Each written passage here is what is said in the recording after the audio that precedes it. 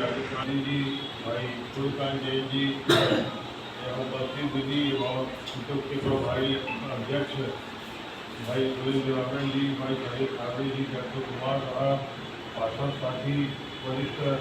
और अनुसूचित जाति यहाँ उपस्थित कुंदन जी, कुंदन जी, अठौड़े जी और सभी यहाँ जितने जिला के लोग उपस्थित सभी सम्मानित। आज पंडित जवाहरलाल नेहरू जी की आज जयंती के अवसर पर प्रदेश कांग्रेस कमेटी के सम्मानित अध्यक्ष आदरणीय दीपक बैद जी के निर्देशानुसार शहर जिला कांग्रेस कमेटी रांजनगांव में यहाँ पर संगोष्ठी का आयोजन किया गया, जिसमें सभी लोगों ने चर्चकों ने संगोष्ठी में भाग लेते हुए उनके जो जीवनी पर प्रकाश डाला कि कैसे देश को स्वतंत्र कराने से लेके देश के स्वतंत्र होने के बाद देश को आगे बढ़ाने में, देश के विकास के लिए, समाज के विकास के लिए बुनियादी ढांचा खड़ा करके देश के लिए उन्होंने कैसे आगे बढ़ाया। और सबने उनके द्वारा जो